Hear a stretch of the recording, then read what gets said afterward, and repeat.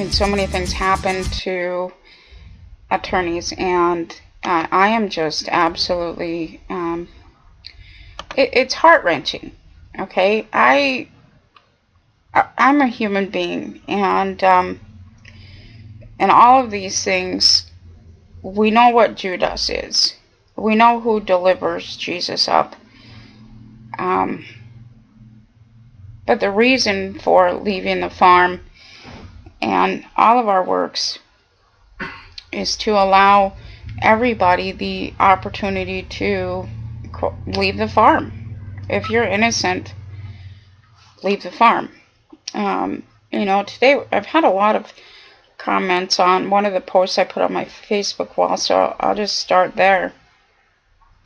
From jsonline.com, despite fraud and theft claims, Macon lawyer faces no charges.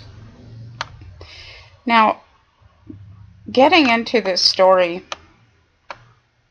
first of all, we'll speak about civil versus criminal. Okay, a criminal charge allows for the defendant in the case to have the semblance of some rights, and a case must be proven beyond a reasonable doubt, of course, so the premise goes. A civil case, however, is based on preponderance or weight of the allegations against an individual. Now, this attorney isn't being, quote, charged, but she's got the IRS coming after her in what is being maintained in this media presentation as a civil case. Well, it's actually not a civil case. It's not a criminal case. The IRS brings forth CR cases, which is corporate receivership. This means that this attorney is being used to discharge congressional bankruptcy as a product, a corporate receivable product. Now, an estate planning lawyer facing civil fraud and theft claims and a disbarment action now also must try to fend off the IRS, which seeks a forfeiture of one of her two Macon houses on the grounds that it was purchased with the proceeds of illegal activity. Now, I'm not going to read the whole thing. It truly does, get to me, because I have a heart, and she was chosen in 2006 to take over her father's law firm when something happened to him. Now the stepmother and the father have turned on her, which of course is Matthew 27. She's been forsaken by the father that she pays homage to. Now the word "turn" simply means to pay homage to another Lord God. Being on the cross is never a fun thing for anybody, and the reason for leaving the farm, the reason for the public law, the reason for our after hours and all of our classes is designed for everybody to have free will in all things and to make their choice accordingly. At one time in my life, I was patronizing the Lord God. I was a patriot. My father was a veteran. My grandfather was a veteran. I ended up marrying a veteran of the Gulf War. And I observed all forms of patriotism to a country, to a fictional government that went bankrupt in 1933 and came in as the trustee over its own bankruptcy. The IRS is the Internal Revenue Service. It doesn't collect taxes, it generates revenue. Revenue is only generated. That revenue is generated by human production, or, as you see now, production of another being. Somebody missing the frontal lobe. And of course that was facilitated last year with the agreed entry with Northern Holdings, as well as the various orders out of the United States putting them into the chute, because human beings are not to be used as corporate receivables. This pains me as I read out all of these stories of cannibalism and everything else. And we do that so that you are aware. Now, an attorney has a conundrum in that they have taken an oath to another landlord or Lord God called the Bar Association.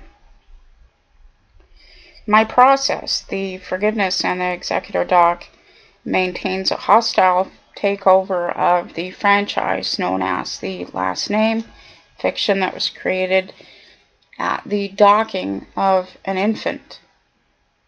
This is allowed because the mother abandons the child. So it's actually the mother that's assigning as a bank assignment that child onto the state and giving up the rights to the patent on that child, because the patent, of course, is maintained by the United States Incorporated through letters patent. If you pay homage or swear an oath to another Lord God voluntarily at a later date and time, you're not able to take over that patent. You're not able to facilitate a hostile takeover of the franchise because you're the one that's facilitated the assignment. That's a banking assignment, and you are stopped by estoppel by assignment or estoppel by assignor. However, you can be picked up by another house. A standing house can facilitate the hostile takeover. However, that means that you have to trust another human being in order to do that. And the trust is evidenced by your works in action. That being said, I also already know that many of you who have walked this walk and chosen that path are in it for the money. You're in it because you're not worshiping humanity. You're not worshiping children. You're worshiping another landlord or another Lord God. And you're not going to do the F&E docs anyway. And that is very, very heartbreaking as I watch all of you being taken in and thrown in the various pits of hell. Now, part of the commentary that we were sharing back and forth on my Facebook wall, and you can go visit my Facebook wall and read it, but I'll summarize, was that somebody was asking, what about accountability? Well, in this instance, that is her accountability. When someone worships money and things and are known by how much stuff they have, how many things they have, when those are taken, that removes the self. That's how she is killed in civil death. That is her own pit of hell. She likes things. She likes collecting houses and things. And so her own pit of hell is different than your pit of hell. A human being's pit of hell is perhaps losing a loved one or watching an animal suffer. That is their hell. But when it comes to these attorneys, these accountants, their pit of hell is losing everything financially, being hurt financially, losing the things that determine themselves. And it changes. It depends on what you worship, what you love, and what gets to you the most, according to the silent weapon for quiet wars, which of course is computer technology measuring you and facilitating whatever hell is yours as per what you define, what you like, what you love the most, what gets to you, the emotional investment that you have in things or humans or whatever else. So the pit of hell actually changes depending on those factors and those factors only. It isn't long now until leaving the farm is not going to be here anymore. We lay down the liens this last couple months, everything is happening just as we said it would. And of course, this means that I will be needed elsewhere in this, having to facilitate everything that has to be done on behalf of the United States of being, and the court process that goes with that. And I'm not exactly sure when, but I'm assuming that it will be here shortly. And but all of the audios are on the archives. We've spent the last, well, at least 2.5 years of teaching. Our transcripts can be found at chooseyourside.org and tammypepperman.org. And of course, we'll be back and forth, and, we want everybody to stick around on No Borders and Turn Sur, and of course Revolution Radio, our home station. And hopefully, we'll have a very, very smooth transition, because I'm not going to leave Hawk in the lurch. We're not going to, do anything that's detrimental to the station in any way, shape, or form, because without this venue, we wouldn't have been here. And Hawk kept us on the air through thick and thin, and often he was putting money out of his own pocket to do that when there weren't donations available. And it's been an amazing journey from inception to now the end. And it's the same thing that, Jesus directed, John directed, John 16. He says, look, I'm going to end up, I have to be going off now to my Father, and that's what it is. That's what this is all about. We need to continue moving forward and doing what we do, and facilitating all things that need to be done in order for humanity to be well. And so we'll go through some headlines and things like that, I guess. From WVVA.com, accountant charged with embezzlement in Greenbrier County. Lewisburg, West Virginia. A Lewisburg accountant has been arrested, accused of stealing thousands of dollars from an elderly man. 58-year-old Jeffrey Lewis is charged with financial exploitation of an elderly person and embezzlement. His alleged victim is John Dawkins, 73, who police say is mentally and physically handicapped. Dawkins had entrusted Lewis to care for his finances. According to court documents, Lewis took more than $830,000 of Dawkins' money through checks and wire transfers and used it as his own. He used some as capital for another business he was involved in, said Sergeant W.A. Pendleton, and I believe he purchased a house at one point. Pendleton said this could impact Dawson if he needed the money in the future. Quote, if Mr. Dawson ever needed that money, I was not there, end quote, he said. Pendleton added Lewis had power of attorney and there was no one else looking over Dawson's finances. A criminal complaint reads that Lewis told police he felt he deserved the money and intended to pay it back. Now, of course, that's the action of a psychopath, and his pit of hell happens to be criminal damnation. And, again, it all depends on what your version of hell is. What really gets to you. And this guy, he thought he was deserving of almost $1 million in somebody else's money. And of course, sadly, it looks like he's going to do some time for that.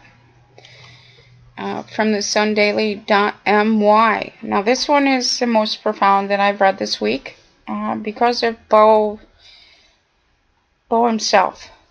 Now, this past summer, Bo did a great expose on the actions and war tactics of winning hearts and minds, and how the Malaysian populace was taken over through the Department of Health and Human Services, offering them special benefits. And in the end, as he was reporting, the females that bought into that were kept literally in prison camps because they went after the benefits, the welfare benefits, food stamps, And as a beneficiary, one of the females was allowed out of this refugee center 1 hour a day to see her infant child who was separated from her. And now things are lifting off of their shoulders, and this is all thanks to our very own Bo from the Bo and Rocco Show right here on Revolution Radio. Every Wednesday night, 10 to 12 p.m. Eastern Standard Time. And I'll read some of this. An ex-immigration officer is charged with corruption. In Kota Kinabalu, a former immigration senior officer pleaded not guilty in the Sessions Court today to 6 counts of accepting bribes amounting to RM 12,371 2 years ago. Ag Kumad Shaful Ampan Ag Damit, 42, a former deputy assistant director at the Kota Kinabalu International Airport Immigration Department, is alleged to have accepted RM 2,000 bribe at a Sabah Immigration Department office here on September 11th, 2012, from one Kant Ng Thain Ming in return for not taking action against the latter for having hired foreign workers without valid work permits at City Kapatame here. He is also alleged to have accepted RM 10,000 from Ng at the time at the same place on October 16, 2012 for the same reason. Mod Shafal is also alleged to have agreed to accept a bribe in the form of an aquarium worth RM 371 from Ng at the same place, also on October 16, 2012. The 3 charges under Section 17A of the Malaysian Anti-Corruption Commission Act 2009 carry a jail term of up to 20 years and a fine of 5 times the amount of the bribe, or RM 10,000, whichever is higher upon conviction. Mod Shafal is also charged on 3 counts under Section 165 of the Penal Code. The charges carry a term of up to 2 years or a fine, or both, upon conviction. It's beautiful to see them being held accountable, because that is the Port Authority, airport, and that's who's been trafficking human beings all along. Those are the 7 heads. They've always been the 7 heads, and it's nice to see them going down. And again, everything is just absolutely profound to see that all things are coming to fruition. And of course, there's nothing. I mean, these are the answers to my prayers for humanity, is to lift that weight. And again, sadly, I can't drag anybody anywhere. It's up to you and your free will which side you're going to choose. And I pray every day that you choose the narrow path. I know it's not easy. I've been there. I've walked it. But it's the only way. From the EdmontonJournal.com, Edmonton priest charged with sexual assaults from the 1980s. Now, this is one of the most beautiful, and they continue to be beautiful because there is no longer a statute of limitations on these cases. There will never be another statute of limitation on these cases. Abuse is abuse. Evidence is evidence. There is no such thing as these statutory provisions that are only concepts in the mind, created there by attorneys, and of course the psychiatrists that facilitate all manner of abuse against human children, females and males equally. Edmonton. A once beloved Edmonton priest who was the subject of multiple complaints of sexual impropriety with women in his parish has been charged with multiple counts of sexual assault for alleged offenses dating back nearly 30 years. Albert Laisnes, 76, has been charged with 3 counts of sexual assault, 3 counts of gross indecency, a provision of the Criminal Code which was in existence until the late 1980s. The charges, which were laid earlier this year, relate to alleged incidents in 1986 and 1987 involving a single adult complainant. The allegations have not been proven in court. A preliminary hearing is slated to take place in Sherwood Park on December 11th. Lorraine Turchansky, a spokeswoman for the Catholic Archdiocese of Edmonton, said Leisne served at several parishes in Alberta between the 1970s and 1996, when he was sent to a treatment facility for priests after publicly admitting to misconduct with adult women. She said he has been an active priest since around that time. Leisnes, I think it's Linnae, was part of a 1997 journal investigation into how the Edmonton Archdiocese was dealing with sexual misconduct by priests, and he was identified then as having a long history of complaints of sexual and inappropriate behavior with adult women, in particular extended hugging. Now, when you go into the history of what these priests have been doing, they rape nuns in order to facilitate induction. Those nuns end up normalizing that behavior. Of course, these are usually broken children from broken homes, and they move on. They put them in places that they're developing, such as India or Bangladesh, and these females that have been victimized and learning this normalized behavior go on to induct more and more females and children into the same psychopathic cycle. And now we're seeing these priests being held accountable for these things, which is beautiful to see. No more. And we're not going to tolerate abuse of any human any longer. And part of the capacity building project known as Pyongyang, stemming from the 1953 mutual defense agreements between the United States and the Republic of Korea, stipulate that this is how we facilitate business, commerce, and navigation, and it is no longer going to be tolerated in any way, shape, or form. From the GreenvilleSun.com, doctor will plead guilty to federal drug and fraud charges. The Greenville doctor charged last year with possession of crack cocaine has entered into a plea agreement with federal authorities that could result in prison time. Meanwhile, the state has declined to prosecute Dr. Robert Locklear in deference to federal charges against him.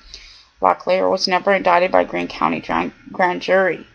In a plea agreement filed in U.S. District Court last week, Locklear entered guilty pleas to conspiracy to distribute crack cocaine and fraud in connection with the delivery and payment for health care benefits, items, and services.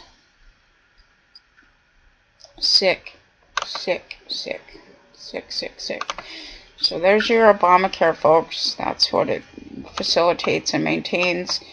And when you read into the Nationalized Health Care Act, that was actually partially authored by not Obama, but by Joseph Biden himself, whose wife happens to have a majority stock in Aurora Healthcare. Look into these things, folks, because somebody else is cashing in and pointing the fingers elsewhere. From WAPT.com, no bond for doctor charged in wife's death. Mayfield has been released from the hospital. This is an update from a story that we broke a couple months ago, I think, or maybe sooner. A judge denied bond Thursday for a Jackson doctor charged in connection with his wife's death. Dr. William Mayfield, a 66-year-old retired ophthalmologist, is accused of shooting his wife inside their Northeast Jackson home 2 weeks ago. Susan Mayfield, 67, was taken to a local hospital where she died. William Mayfield was found unresponsive in his jail cell earlier this month, suffering from renal failure, authorities said. Mayfield spent several days undergoing treatment at the University of Mississippi Medical Center. Family members said Mayfield suffers from Parkinson's disease. They said the medication he takes causes him to become confused and paranoid, which they believe led to the shooting. And again, this is his hell. This is his pit of hell, to be a doctor and high on the proverbial ladder of success to fall all the way down to being deemed mentally incompetent is his hell. That's where he will be until his final resting or demise. From KTSM.com, former Las Cruces municipal employee charged with embezzlement. Again, the female is up for grabs equally with the male. Las Cruces, New Mexico. A former cashier for the City of Las Cruces Utilities Department was arrested Thursday on suspicion of skimming several $100s from her cash drawer. Heather Wagner, 35, is charged with one fourth-degree felony count of embezzlement. On March 14th, Las Cruces police learned that Wagner's cash drawer at the city's utility payment center was short $700.01 FRNs.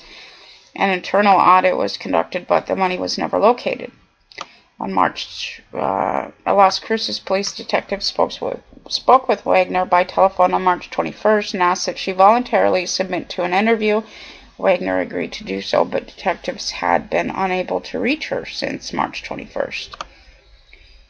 A warrant was obtained for Wagner's arrest, and it was issued Thursday, May 15th. She was booked into the Dona Ana County Detention Center with a bond set at $5,000 FRNs. Again, nursing homes file for bankruptcy. This is from the Des Moines Register.com. 2 Iowa nursing homes run by former gubernatorial candidate have filed for bankruptcy protection, and one of the homes has again been placed on a list of the nation's worst care facilities. Now, to all the sheeple citizens out there, this is your notice. Now, part of human ease is when you get tired of your mothers and fathers and grandparents, you can shuffle them off into the system and close your eyes and never have to deal with anything again. That action is the action of delivering up Jesus. You are to be taking care of your own, especially in their hour of need. And this includes yourselves, each other, your children, the elderly, and whomever else needs you in that hour. When you house or institutionalize one of your loved ones, you are at fault for the assignment and what happens ultimately to your family members. And this includes those of you with children. You raise your children. You know your children. And when a principal agent comes at you, or a teacher comes at you, or a law enforcement officer comes at you to tell you that your child is bad, although you know that they are not, you have a choice at that time to fight for your child or let them go into the system because you don't want to have the liability of the financial aspect. Jesus said it best in Matthew 16 when he said, if you'll save your own life, you will lose it. He also went into asking how much is enough for your own soul. What's it going to take for you to sell out your child? What's it going to take for you to sell out your mother or father, grandmother, grandfather, aunt, uncle, whoever else you let go of during their hour of need?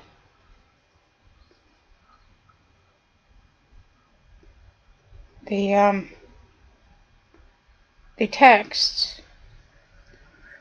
is your actual walk. And in that text is many, many ways, many paths that you can take. And that biblical text says what happens if you go down one path or another, various paths. And again, there's only one narrow gate. There's many, many very wide paths you can take. It's up to you and your free will. I pray every day that you choose that narrow path, because the other ones are extremely painful, and they always lead to exactly where it says they go. Just make sure that you're not having any of those texts interpreted by priests for you, because of course they say something different, don't they? From Fox2Now.com, nurse assistant charged with stealing $6,000 FRN from elderly patient, Madison County, Illinois. Home health care provider is accused of stealing $6,000 FRNs from an elderly Madison County patient, and police wonder if there are more victims. Clara Stewart, a certified nursing assistant hired by the 89-year-old victim and her family, is charged with theft. Investigators talked to Stewart Thursday night as she left the victim's home at Methodist Village in Godfrey and found evidence linking her to the crime. Call the Madison County Sheriff's Office if you know more about the case. And of course, this is in Illinois. And we'll update on that as we have updates available.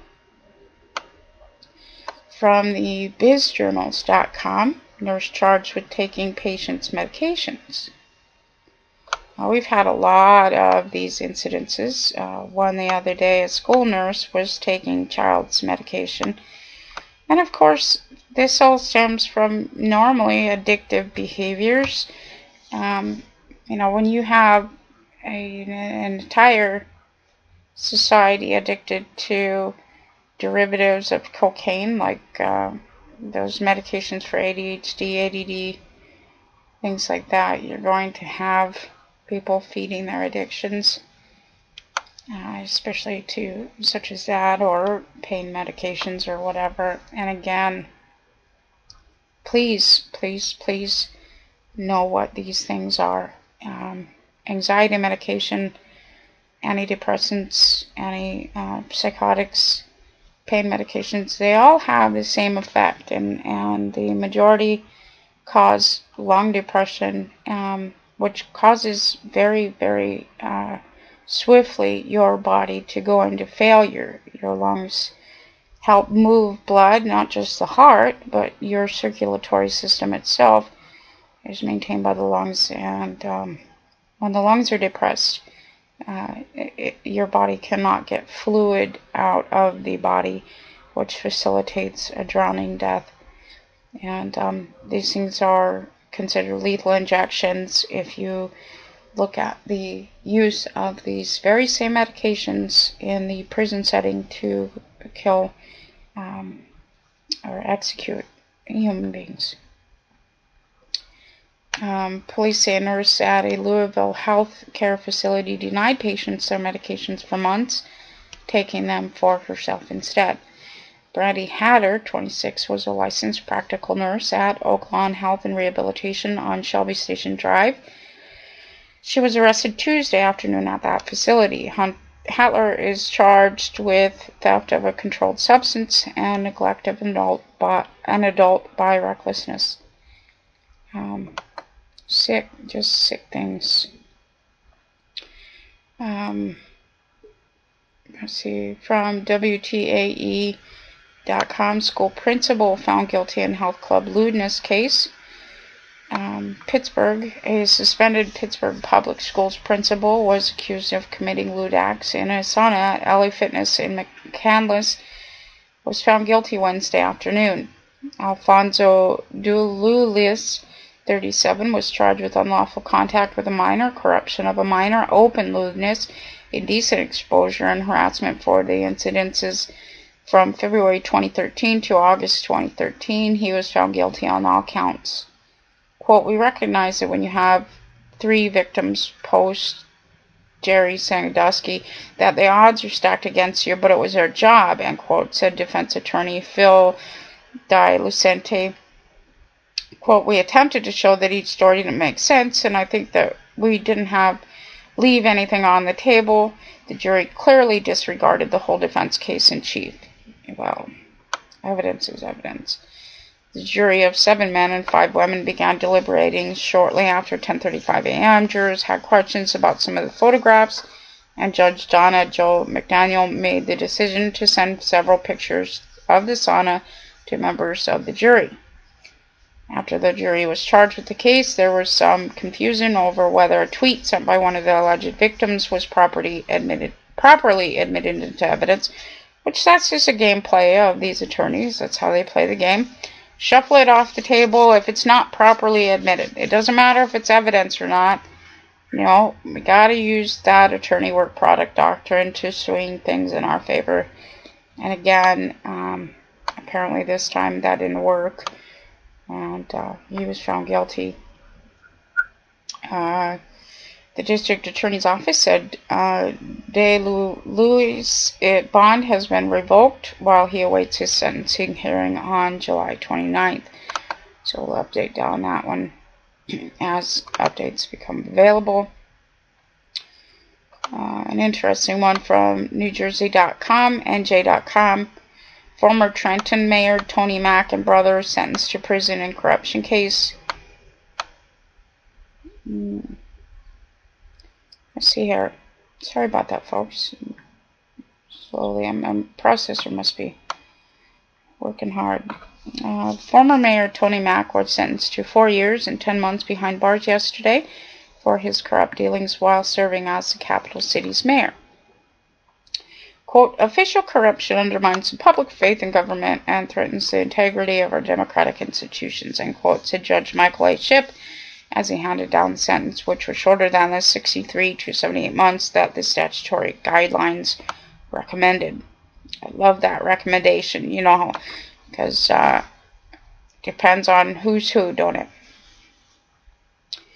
Mack, who was elected in 2010, was convicted in February on 6 counts, including extortion, bribery, wire fraud, and mail fraud, for accepting tens of thousands in bribes from federal informants posing as parking garage developers who were looking to build on a plot of city-owned land downtown. Mack agreed to sell the property to the developers for $100,000, FRNs less than the land was worth, but the deal never went through. Well, of course not. The city doesn't own any land. The human beings do. Interesting, though, how this works, isn't it? From KTUU.com. This looks like it's in Alaska. Ex-Sitka principal stands trial for sex assault charges. Trial for former Sitka principal charged with indecent exposure. Sexual assault begins. The Daily Sitka Sentinel reports Joseph Robidoux is charged with 5 counts of sexual assault, 4 counts of indecent exposure, and 1 count of assault. Officials say charges relate to 3 female employees at Blatchley Middle School. Assistant District Attorney Jean Seaton, in opening statements, said Robidoux, on January 16, 2013, appeared at one victim's home and put his hands around her neck. Seaton alleged Robidoux said this would be easier if you were passed out. Oh, creepy. Please get your kids out of these schools. Defense attorney Julie Willoughby says Robidoux and the teachers were part of a drinking club. She suggested the allegations might be a form of revenge by one of the women. These psychopaths, these principal agents, are employed by the public school system, otherwise known as the Hitler Youth Camps, to abuse children. Now, this guy is being charged with abusing co-workers in these, quote, sex games that are not relative to the human experience. And of course, as gang members belonging to various, quote, drinking clubs, it's a sure bet that they took him out before he could take them out. Get your kids out of these schools. You are the entity or the being responsible for the well-being of your children. And you know that these predators are predators. You know that your children are up for grabs when you put them there. Therefore, you are willfully putting them in the line of harm by doing that. From AJC.com, federal charges for ex-Douglas County principal and child sexting. John McGill turned himself in to the FBI on Friday, released from federal custody, and must wear an ankle bracelet. Of course, that always works, right? The former Douglas County Elementary School principal arrested in a child sexting in DeKalb County in March has been indicted by a federal grand jury. Ex-Mount Carmel Elementary School principal John Harold McGill turned himself in to the FBI Friday after a federal warrant was issued for his arrest, the Atlanta Journal-Constitution has learned. McGill is accused of attempting to arrange sex with a 13-year-old via the internet and text messages. Quote, the defendant, using a means of interstate commerce, knowingly attempted to persuade, induce, and entice an individual who has not attained the age of 18 years to engage in sexual activity, end quote, the federal indictment reads. McGill appeared before a federal judge Friday who granted him a $25,000 bond but allowed him to be released on his own signature so long as he remained on a GPS ankle monitor, his attorney Matt Pilgrim told the Atlanta Journal-Constitution. McGill was one of 14 people arrested as part of an undercover investigation conducted by the Georgia Bureau of Investigation's Child Exploitation and Computer Crimes Unit. Each person was charged with violating the Computer or Electronic Pornography and Child Exploitation Prevention Act of 2007, a felony. Prosecutors said McGill responded to a Craigslist, quote, casual encounters ad on March 1st that purported to be from a mother looking for someone to offer her, quote, young teen daughter some fatherly attention, end quote. These things are absolutely horrifying.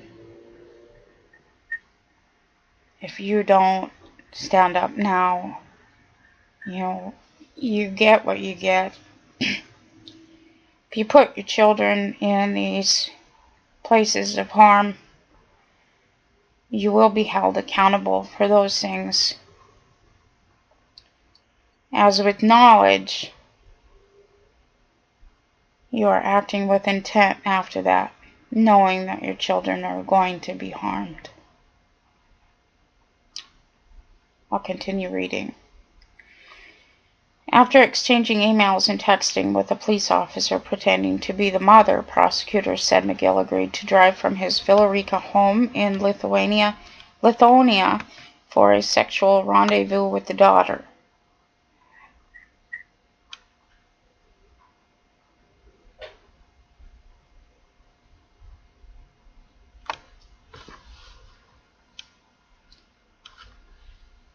This is a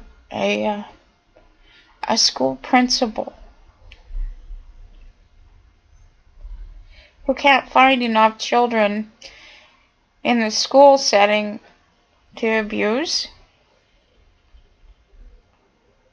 answering ads on Craigslist.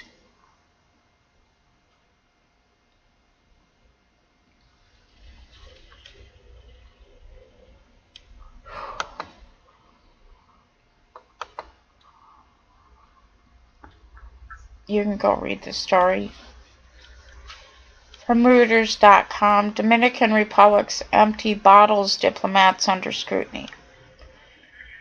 Diplomatic postings make for some of the cushiest jobs in many poor countries, but the Dominican Republic's foreign service appears to have few rivals in the Americas when it comes to political cronyism and wasted taxpayers' money. A count of diplomats provided by the government of the small Caribbean county lists 77 people on the payroll for its mission in the United States, 63 in New York, and 14 in Switzerland, but the UN Blue Book of accredited personnel shows only 37. Governments regularly give diplomatic posts to political supporters, yet the numbers of accredited diplomats for the nation of 10 million people to the UN in New York dwarfs other countries in the region.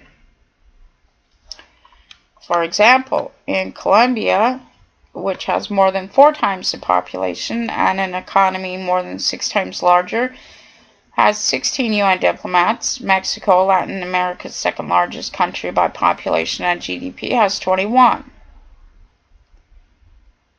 Well, you look at the demographics of the Caribbean, and there's a crapload of politicians, attorneys, priests, retired principals, retired school teachers, and of course, diplomats from the corporations. On the face, and what you see when you visit the Caribbean, and then behind that facade are all of the children being trafficked by the United States Senate and the United States House of Representatives and the diplomats facilitating foreign policy. The Council on Foreign Relations maintains the communication between those that are trafficking in children, trafficking in females, and trafficking in males through the male slave labor market. And you can read about all of this in the UN Report on Human Trafficking 2009. You can also read about this in the Church Committee reports, mainly Book 4, Supplementary Detailed Staff Reports on Foreign Military Intelligence. The CIA maintains the presentations that you know. One principal here, one teacher there, one senator there being charged with child sex trafficking or just abuse. Just one at a time. Commerce and Navigation is a network of child and female sex trafficking, and of course the male slave labor market. Well, why is that? Well, if they didn't keep the male busy working his butt off, defending himself against false allegations, and staying out of prison or another institutionalized state, he would have already killed all of the politicians trafficking his children. He would have already removed the judge or the attorney in the black dress banking and trafficking in his family. He would have already removed from harm all of these psychopaths trafficking in females, children, and of course males. If there wasn't the use of a restraining order, and there wasn't the use of the legal process, the harm would have been removed back at the inception of what is known as Rome, or what is known as Greece, when they first employed eros against the populace as a teaching mechanism. When a child is sexually abused, it loses itself, and it spends the rest of its life seeking to be. And in that, it is a product of a corporation. It buys its rights from a governing force. It serves that governing force that gives it things like benefits and rights. retirement accounts, Social Security, welfare benefits, and of course, education, which stems from nowhere else other than the word pedagogy, meaning attendance on boys. Part of that attendance on boys was reforming the mind. Reformation camps, youth services, Boys and Girls Town International, and other things of that nature, where society is not only reformed of the mind, but then it's turned against itself. So it never knows what's going on, as it blames each other for all of these things that are occurring upon it, maintained by that very same governing force. That very same Lord God that relies on patriotism and allegiance, while it's destructing everything in its path. That's the foundation of the implication of constitutional theory. First, you have to empty the vessel in order to put a constitution in it.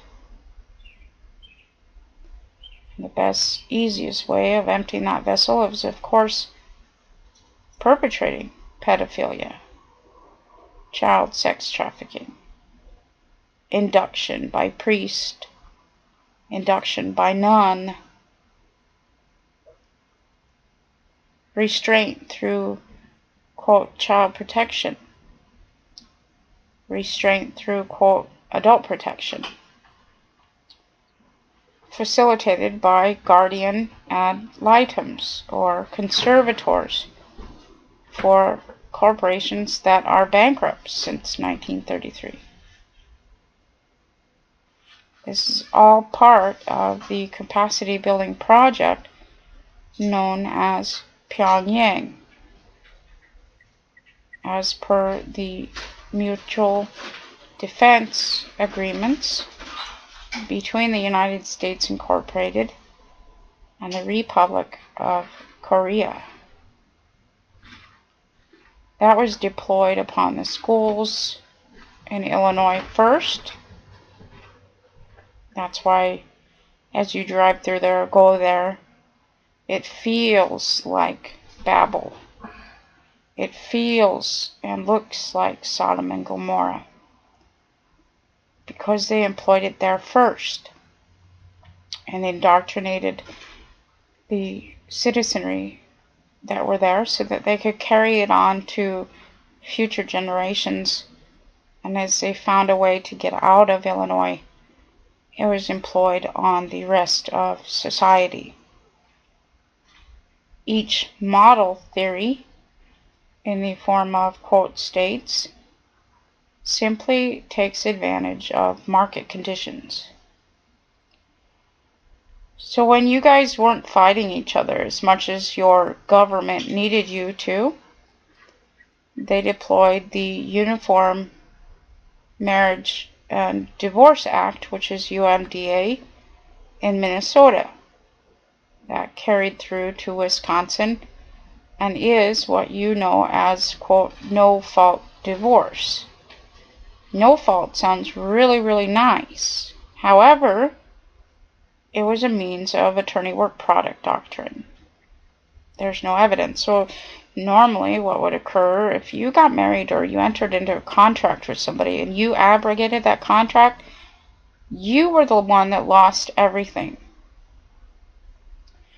Under no-fault divorce, females were allowed to abrogate that contract and keep everything, or what appeared to be everything, while the state took it in a full action of redistribution of all known wealth from the civic or civil society into the attorney coffers.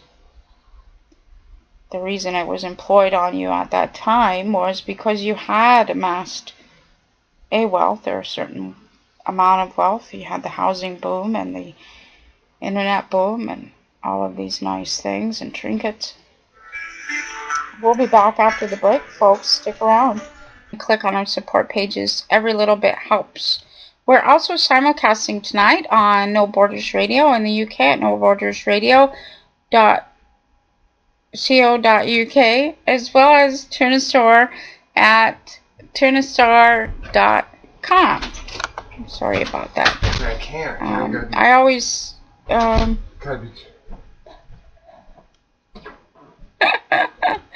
you're not muted out, Bo. Sorry about that. That's funny. I forget to do that too. Oh, where were we? Bo wanted to touch on mortgage and things like that tonight too, so we'll go into that. There's a lot of people that are approaching us to get out from underneath their mortgage and other things. And first you have to realize what these things are. And so I will go to the etymology on mortgage. It actually means, it's from the word mort, which means dead, and gage, which means pledge. And mortgage, of course, is a dead pledge. Well, I'm not dead, Tammy. Well, yes, you are. If you've abjured the realm, if you've maintained the use of a fictional title, a description signifying that you're a new species or new genus of human being, you certainly are dead. You're actually a felon, and you are civilly dead. And the only way to get out of that is, of course, to be living. Stop being civilly dead. Well, how do I do that? Well, under 18 U.S.C. 1342, you are assuming and using a fiction. You are not using the proper name, whereby you are being charged as a felon to discharge congressional bankruptcy. That judge there is a banker. The court in Black's Law Dictionary is defined as a bank. The attorneys, of course, are trafficking humans as bankers, and you are the negotiable instrument. Now, as the negotiable instrument, that process, the legal process, is called negotiarum gestio, or the action of negotiating you, and the attorney is called negotiarum gestor, and exactly as it sounds. He's the thing, or she's the thing, that is tricking you out under the guise of being nice, right? But you're told these things. You hire these attorneys to represent you, never considering what that word means as you hire your representative, or you patronize another father and call it representative, such as the House of Representatives or the Senate.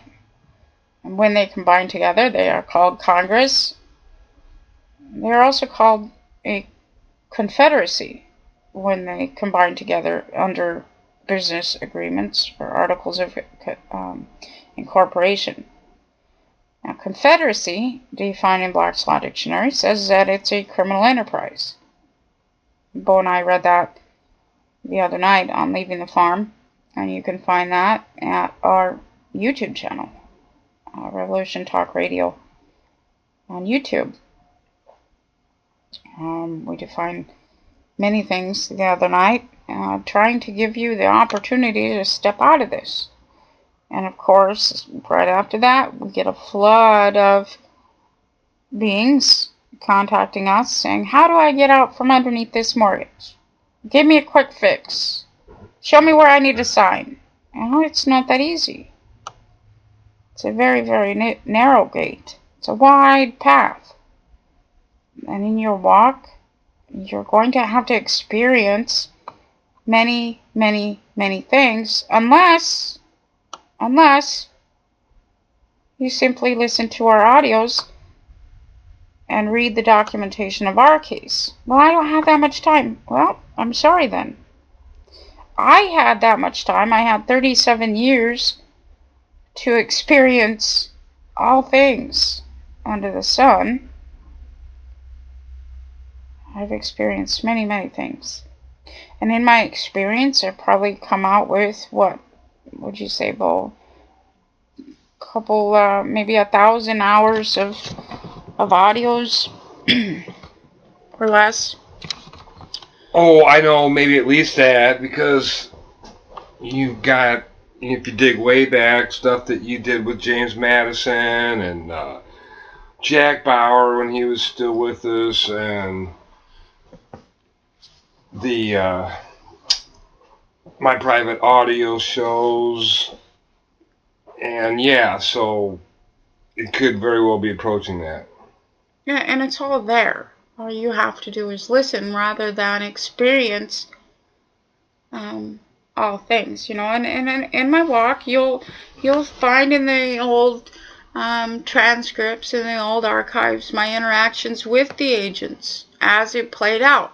When I first jumped in with both feet and trusted them, to the extension of that, when they burned me and bit me in the butt for trusting them.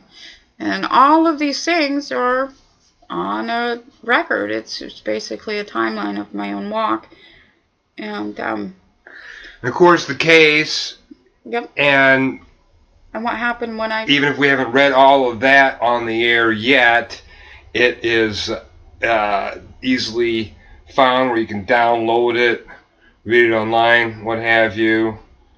I recommend dig right into the document called House of Lords Sent. Right. Something to that effect. Even though it looks start at the bottom, kind of, because it's in reverse order. I mean, you have to read each document, which may be several pages, but it'll be basically in reverse order for, at least a series of filing dates. Right, and it covers... recording dates, entry dates. It's quite extensive. I don't like using filing. Right. And it's absolutely quite extensive because we cover so much ground in the case alone, because I took all of my experience and all of everybody's experience and all of my witness accounts, and I put them all together, and this is where we ended up. And that's what Jesus taught us in 1 Corinthians 13. He says, you know what?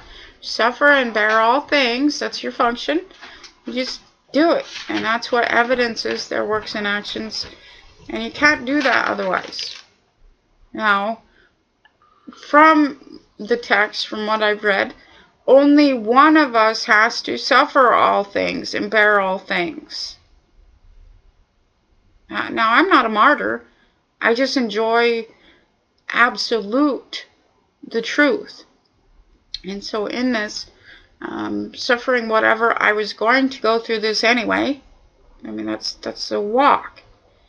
And recording it just allows you to know what it is and to avoid that by taking action against it in your own walk. Now, civil death, defined in Black's Law Dictionary, first edition, 1891, maintains that change in a person's legal and civil condition which deprives him of civic rights and judicial capacities and qualifications, as natural death extinguishes his natural condition. It follows as a consequence of being attainted of treason or felony, in English law, and anciently of entering a monastery or abjuring the realm. The person in this condition is said to be civiliter mortis, civilly dead, or dead in law. Now, that is the death of Jesus. It's a civil death. The entire crucifixion of Jesus is based on what you are going to patronize and call your father as to what you're going to get. Determine it by market conditions. Basically means it depends on how much stuff you got, what gets to you, what you have emotionally invested in, and how much you're going to take before you patronize your own house. God. And that's basically what the text is all about. Revelation reveals to you God, the mark of the beast, and those that are marked in truth, which is your word, your walk in truth or relativity. And when you take a dead pledge, a mortgage, you're playing right into the Articles of Confederation, Article 12. Let me bring that up real quick. They hardly give you much of a choice. They give, grant a choice. Yeah, you always have a choice. You always have free will. But the way that they've squashed the value of their attorney money, nobody's got enough to just go out and hand over $50,000, $100,000, $1 million worth of cash. Right. Go get a place to live. Right, but they gotta have that stuff. That's the whole test. Are you measured by your works and actions or by the amount of stuff you have? Now, the whole credit system is not, it's manipulation through trick and deception of humanity, but it's also part of your test. Do you need those things to define who you are? Do you require that for your survival? That attorney earlier being attacked through the IRS and everything else, she had all of these fancy houses, $500,000 here. When you look at the function of the attorney, most of them, are on payment plans to pay off their school loans for the next 15 or 30 years with their own little mortgage system there. They don't even have their law school paid off before they start entering into this big credit game where you have to have that $1.5 million house and you got to have that $100,000 vehicle or whatever else. And all of these things, when the rug is pulled out from underneath of all of that, what happens? It's civil death time. And what do you have to show for that? Absolutely nothing. And the manipulation started with Eve, of course. So the female comes into play. Adam marries Eve. Or Lilith. You have two options here because Lilith is like 10 times what Eve is. And Eve says, oh, I want that. I want that. Gimme, gimme, gimme, gimme, gimme, gimme, gimme, gimme, gimme, gimme. And eventually you come out like Bernie Madoff, who had to devise a schematic to gimme all of Eve's wants and, quote, necessities. And he ended up in prison. His son, quote, committed suicide, and his wife still lives in one of the houses. And her use was absolutely efficient to corporate policy. She went through, had him a massive fortune. The fortune went to all the attorneys. Bernie Madoff is in jail. The king's been castrated. And Congress runs out laughing their butts off. And that's what the whole game is. Article 12 of the Articles of Confederation. All bills of credit emitted, monies borrowed, and debts contracted by or under the authority of Congress before the assembling of the United States in pursuance of the present Confederation, which means criminal enterprise, shall be deemed and considered a charge against the United States of being for payment and satisfaction whereof the said United States and the public faith are hereby solemnly pledged. Now, fidelity, fiduciary, fide, tree of knowledge, all of these things, you're entrusting yourself to another. 1 Corinthians 6, Jesus said that is what fornication is. You can only fornicate by giving your body to the Lord God. Fornication is not for the body, but for the Lord. Well, what does that mean? Well, you're signing dead pledges because you want to make a name for yourself, or you want to provide and make her happy. because you just know she's going to castrate you if you don't get her what she wants, right? She's going to take off with your kids. Eve has been trained and designed through social engineering to absolutely roll through everybody, not just the male and not just the children, but the community as a whole. And up until now, she's never been removed from the ability to harm. She's been coddled. Feminism says, oh, you don't want to hurt her feelings by telling her no. That's emotional abuse. You don't want to hold her accountable, because once you try that, the judge will come in and grant her a restraining order against you. The Lord God requires her to redistribute you and create slaves out of the children. That's one of the Bouvier's maxim. I forgot the Latin terminology. I'll look it up here in a minute. The offspring shall follow the condition of the mother, as is the case in slaves and animals. Free man shall follow the condition of the father. Now, if you give the children to a psychopathic female, they're going to be product, because they're hated by her. She doesn't like children. She only requires them as little hostages in the game of Baal, under the action of Baalism, which is, of course, worship of Marduk, a demigod. And again, Aturn means to pay homage to another Lord God. Now, who is that? Well, if an attorney is practicing Baal, who do you think it's worshiping? Santa? You know, and that's something that, I mean, I probably sound like a smart aleck at this point, but, you know, I'm having a heck of a time getting through to everybody. You know, and yesterday I was joking around, because it's like, hello, and it's like you're knocking on their forehead. Can you hear me? Can you hear me? Wake up, wake up, wake up, wake up. And it's like these glazed over eye looks, drop jaw again. And basically it comes down to, if it quacks like a duck and waddles like a duck, it sure as heck isn't a horse. It's a duck. Okay, so if somebody's practicing Baalism, hostage taking, piracy, it's all the same thing. Those are synonyms.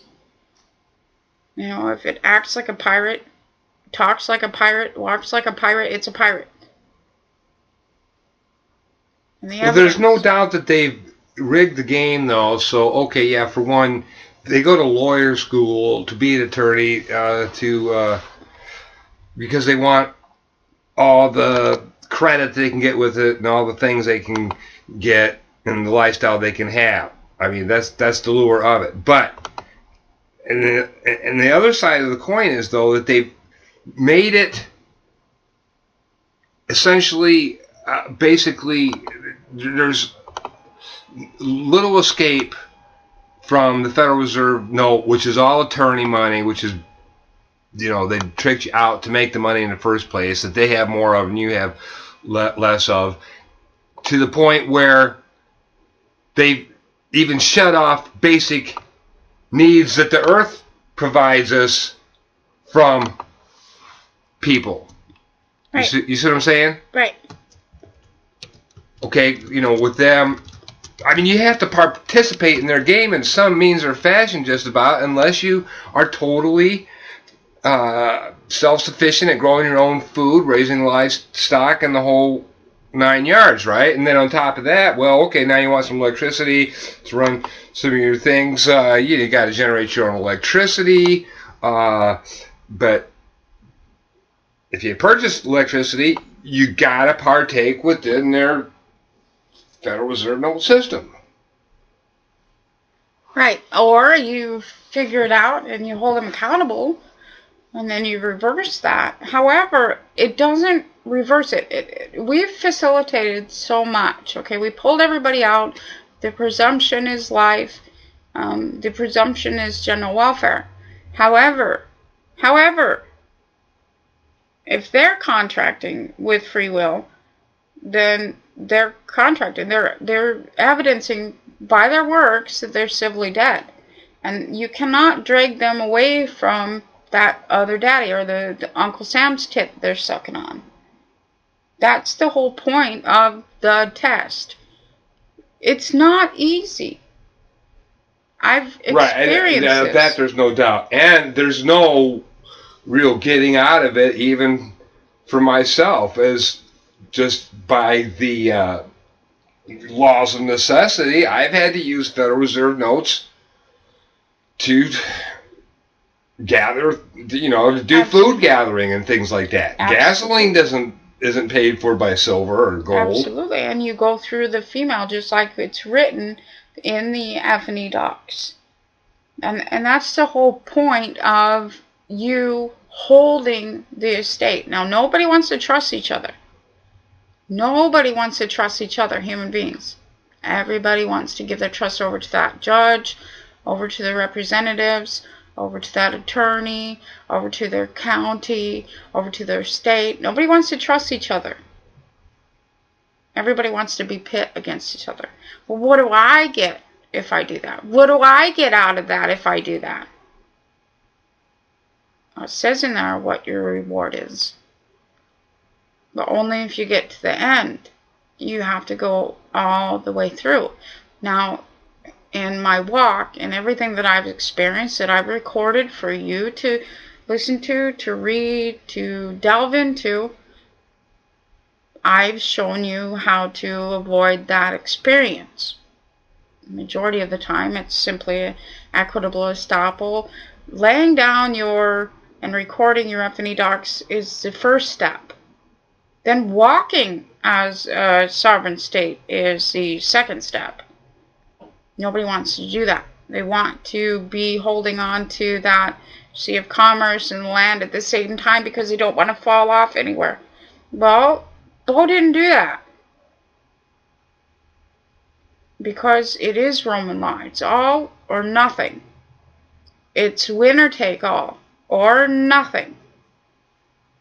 And if you're patronizing a Lord God, you are experiencing what you're going to experience. Now, when I speak about myself and my walk, a lot of the things that I have suffered, I have put myself in that position, maybe accidentally or otherwise. Of course, in recent times, I voluntarily put myself in certain positions in order to evidence her works. Prior to that, in my naivety, I was accidentally there. Or something else happened upon me and whacked me upside the head to teach me a lesson. But all in all, it's always a lesson. It's always a relative learning experience, and I go forward. You never go backwards. We're not supposed to go backwards or sideways. So you don't cry over spilled milk. It happened. Move on. And the most profound aspect is a lot of my travels. I don't travel with a whole bunch of stuff. I've got a few outfits, a couple pairs of shoes now, laptop, of course, and that's about it. And a lot of people consider that suffering. It's not suffering. What do I have necessity of? And that's something that everybody needs to get out of their mind, that they have the necessity of paintings or the necessity of things, collecting things, counting things, having things. To get me to this point in time, I had to first realize the emotional attachment to things, because at one time I collected everything. I loved antiques. I loved books, old books, not just books with book covers on them. I had first editions. I had many expensive things, glassware and silverware. Well, all of that was taken. And at that point in time is when I finally realized the emotional attachment that I had for things. I was protecting things over my being and that of my children. And if it takes the listener, all of you, to be spanked the same way, that's what it takes. However, hopefully through my experience and my spanking that I got to teach me not to have emotional attachment to things, perhaps you don't have to lose anything at all.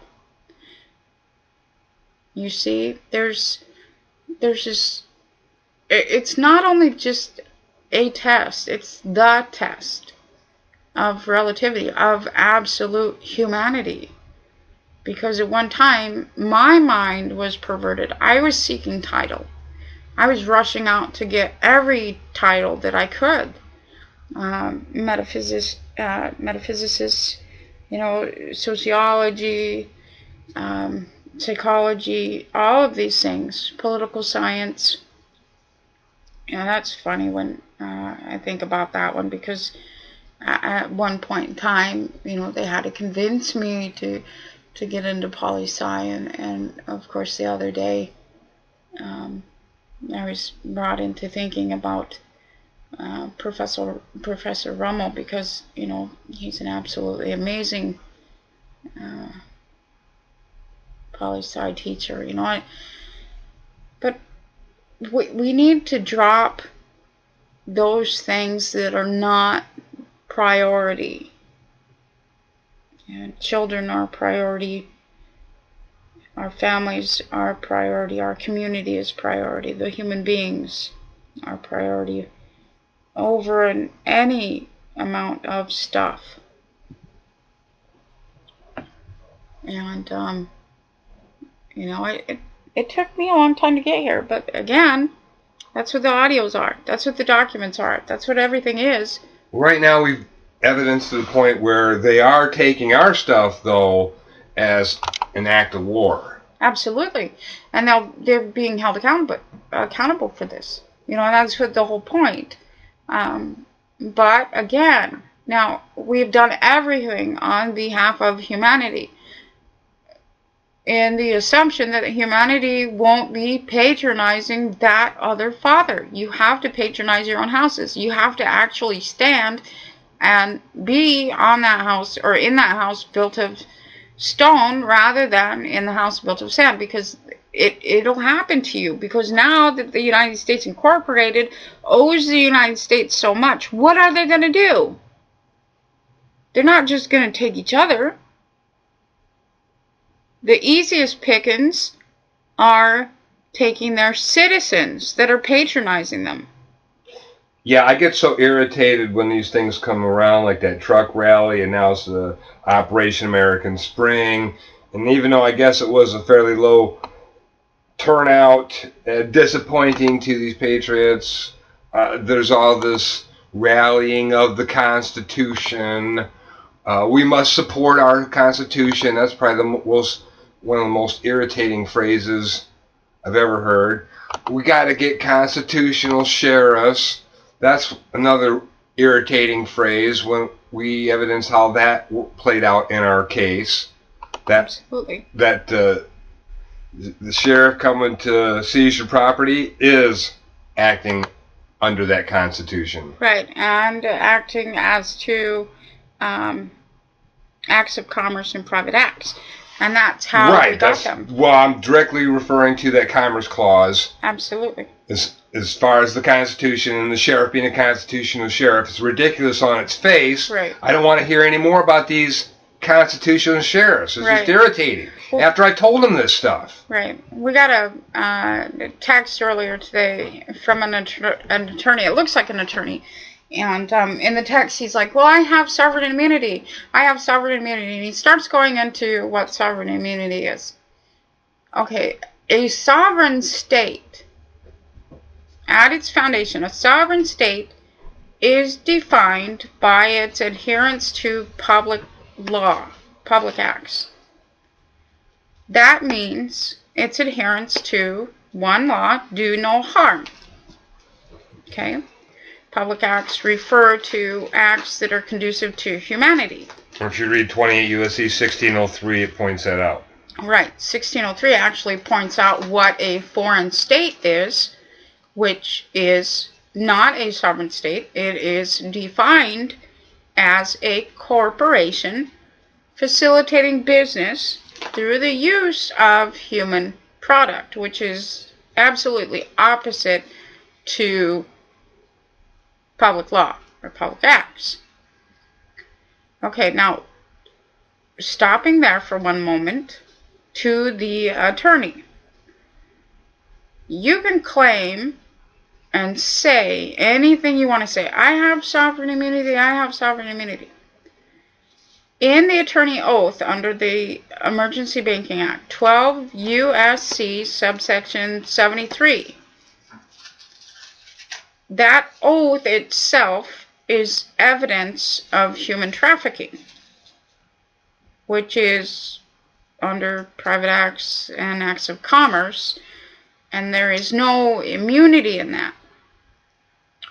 Going further, judicial immunity comes only with being a judge. A judge is defined as one who views evidence and rules accordingly under judicial canon, the thing that makes or creates a judge. Under 28 U.S.C., which is the Judiciary Act, that thing is created out of acts of commerce and private acts. So that judge defined is a foreign state. It's a corporation, corporate body. Under 28 U.S.C. subsection 453, that is evidence of human trafficking. Now, there is no immunity. There's the illusion that at one time you had immunity because you could protect each other. It was going in front of a foreign judge, foreign state, and the attorneys were playing the game of attorney work product doctrine, and they were going through sanctionability. But before the attorney was hypothecated, which happened last May into last August, that attorney could only be sanctioned. It could not be charged for anything because its estate was held under the bar, or that oath to the Bar Association. That's no longer the case. The attorney now, banker, whatever you want to call it, attorney in a black dress, they are now being held as corporate receivables in the holding corporation. Now, part of that was not only because of the lack of immunity and the lack of sovereignty, part of that was also because of the rules of shipping, 46 U.S.C. Now, because you were hypothecating vessels, you were getting away with it. If the vessel is claiming to be a citizen, it's not a public vessel. It's not a sovereign state. It's a citizen or an individual or whatever fiction it's claiming. However, what happened was you attempted to kidnap, and you did kidnap, a public vessel. And you're coming against public vessels. And when you put a lien on a public vessel and you get caught doing that, you're voluntarily assuming those charges under the same rules that you are using to human traffic, under shipping, which is actually commerce and navigation. And that's where we are now. And that's how we facilitated everything, because it's all laid out. Now, the same rules that you use to traffic humans to facilitate genocide are used against you. And it says the same thing in the Bible. The manifest and the cure are all in the same book. And it's the same exact way with code. It's the same exact way with any title stemming from the 12 tables. It just depends on who's the citizen and who's claiming to be a fiction. Attorney is always a fiction. Judge is always a fiction. It's an official title. Says it again, or probably more like towards the beginning, in the rules of the exchequer. Absolutely. Yes. And again, shipping is also the game of risk. It's all in insurance. And that's what the risk, how the risk is created. There would be no risk if you didn't have the ability to get caught. there would have never been that spread in the middle. There would have never been the force, or the, what do you call that force when it's something like that? I can't think of the word. It's an energy term. Resistance. It would be the ohm, like an ohm. You have to have some form of resistance to create that new conduit. Pushback. Pushback. That's what you're feeling now to all of the attorneys. So yeah, I find it interesting that right out of the dialogue concerning the exchequer, it almost plays out Mark Stevens' scene in front of those city commissioners, corporate counsel attorneys, whatever you want to call them, that, if you're here asking me, well, we don't have to tell you. It says right there. Right, it says you're my property. If you're worshiping me, well, I'm your Lord, and this is how I'm going to take care of you. And that's backed also by the law of infants, the treatise on the law of infants, the treatise on the laws of mortgage, hypothecation, and pledge, because you're there as a pledged asset if you're worshiping them. If you're on your knees praying to a court, of course it's going to treat you like one of its subjects, its fees. Copyhold, innkeeping, fidelity. The whole concept of fidelity stems from that tree of knowledge you're buying into. It's worshiping something. It's pledging your fealty to that Lord God. These are all of the things that it's all written. But what's happened is that human beings have been taught that they speak English. It's not English. It's Greek and Latin. You've just been told it's English, so there's a different definition. But all words have two meanings. And that's my favorite song. One of them is by The Stairway to Heaven by I can't think, Led Zeppelin. And it says it in there. You're buying the stairway to heaven. Jesus said the way to ascend. I thought it was Dred Zeppelin. Yeah, Dred Zeppelin. I love that version too. But Jesus said the way to ascend is you have to do that by experiencing things and evidencing their works and revealing them and revealing yourself as to your walk. And if you're buying the stairway to heaven, that's never going to work. You can't ascend that way. And again, there's so many metaphors. The story of Icarus. If you try to ascend that way, your wings melt, and then the wax melts, and everything falls to crap. And you can see that in what's been happening with these bankers ascending the wrong way through money and things. I just got a breaking story on that. We'll get to in a minute. Going back just a few moments, the thing we were just talking about brings to light another conspiracy myth, or another patriotic myth. We'll call it a patriotic myth buster, and that there was a lot of this mantra a while back about if you're asking, you're as king. That's a complete fallacy, as just pointed out here. Absolutely. Through the dialogue concerning the exchequer. If you're there asking, you're not a you're king. getting your butt kicked. Yeah, your butt kicked. And that sounds a lot like Katie and her wordplay. She splits up the word, and still she's speaking English. She doesn't show you the Greek and the Latin. And again, we urge everybody to use etymology dictionaries.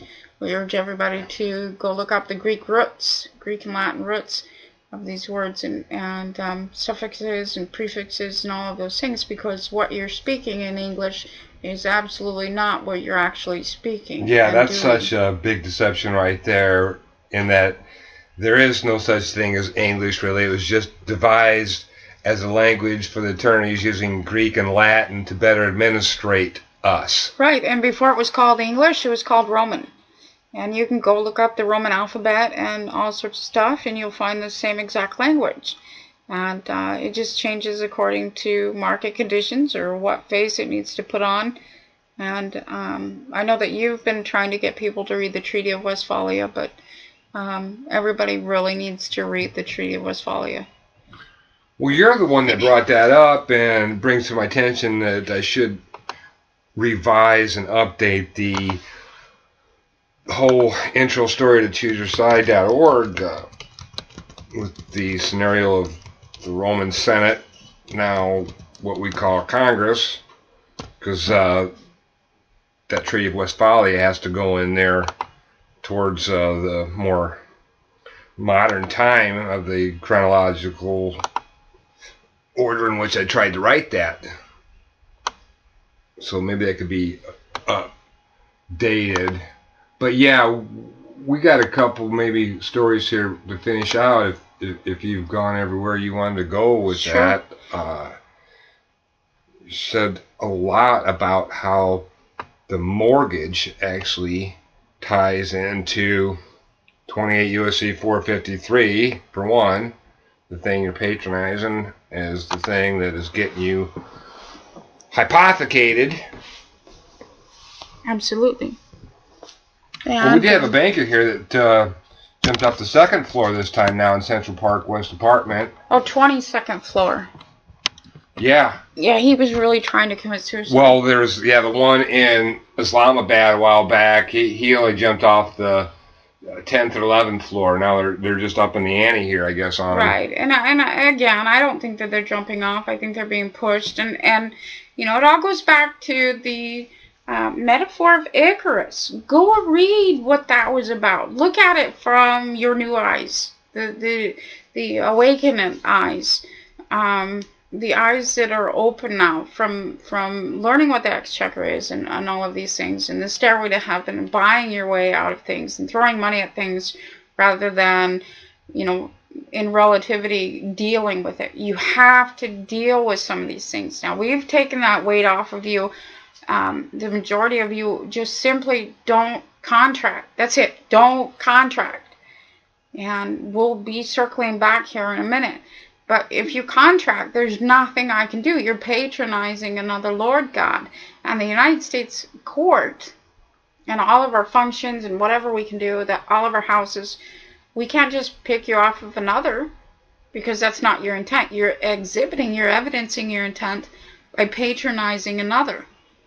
And if I tried to take you off of that, because you're in agreement, that would be such as kidnapping and stuff.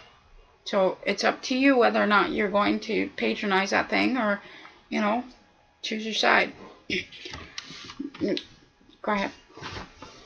Well, this story here is basically a high-powered corporate lawyer jumped to his death from his luxury Manhattan apartment overlooking Central Park, police said Saturday. And, of course, he was way up there on the 22nd floor because we were programmed from that TV show a few decades back. Got to get that and strive to get that deluxe apartment in the sky. So anyway, Stephen Hertz jumped from his home on the 22nd floor of the high-rise on Central Park West near 105th Street at about 9:20 p.m. Friday. Cops said he landed on a tree. Emergency responders had to cut down branches to get to his mangled body. Hertz, 55, was a partner in Midtown law firm DeBoise. I'm sorry, let me spell it out. DeBevoise, DeBevoise and Plimpton, where he specialized in venture capitalism and mergers and acquisitions. And when we get down to the brass tacks of this hypothecation Tammy and I have been talking about and evidencing, and as in the case, evidence and spelled out to where even an attorney can understand it, that capitalism, venture capitalism, is based off of capit, or a head count. And then, of course, mergers and acquisitions is talking more about the hypothecation and Taking. the hostile takeover. Right. And then that they facilitated against us. Right. That's another thing that gets me about this process. Well, I don't want to do that, a hostile takeover. Well, they've already taken you over hostily. Right, so you have to take it back. You have to take your body back. We're not talking about you going out and holding up a courthouse.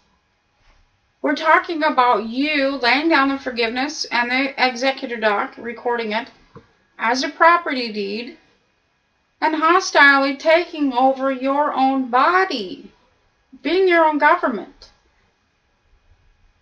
Now, adventure capital, that sounds like a pretty word. Think about that for a minute. Adventure capital, that's a nice word that says that the Pyongyang project is equivalent to Six Flags or another fun park. So adventure capital, adventure time. It's adventure time in Pyongyang, North Korea. Okay, acquisitions would be the marshal in North Korea picking you up and, moving you around, according to the descriptive introduction to the silent weapon, fourth generation warfare. Well, that came from New York Daily. I'm sorry. Let's see. Actually, yeah, New York Daily News, nydailynews.com. Now, I had another one here. Interesting word phrase in here. And I haven't had time to watch the video yet because I was on air, or you were on air by the time I'd gotten to this. But there's a little write-up of it over at a News Channel 3 website, WTKR, Elizabeth City, North Carolina. Officials say Sam Beeman, the former Elizabeth City State University police chief, was arrested on Friday. District Attorney Andrew Womble tells News Channel 3 that Beeman is charged with failing to discharge duties. Wow, he refused to human traffic or what? Well, see, that's the thing. The district attorney says the case has started from January 2010 to May 2013. Many of these cases have been closed. And it says, backing up this a little bit, this comes after an investigation into 78 cases, including sexual assaults.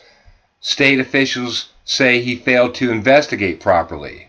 Oh, so he was playing the game. He was doing his job under corporate welfare policy, and he just got nailed for that because it was all within free will. And that's the other thing that we speak so much on, is to try to get these agents to realize, you've been human trafficking, you've been privateers, you've been doing all of these things that are so abhorrent.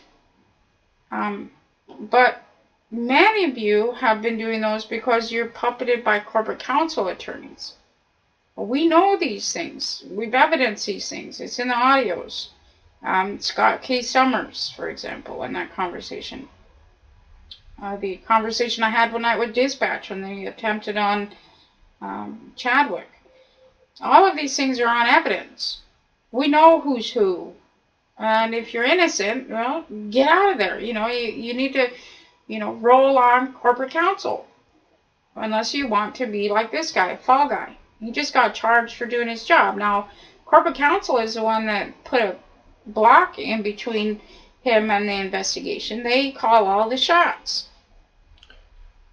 Well, they're still just throwing out here a slap on the wrist, essentially, because it says if convicted, he could spend up to 120 days in jail. This is a misdemeanor charge. Right. So be in court June 27th, and I guess we'll have to look for that till that plays out. But that's awful, because for law enforcement, okay, think about that for a minute. 120 days in jail for a law enforcement officer, that's like, 100 times that. They're the ones that have been facilitating the privateering.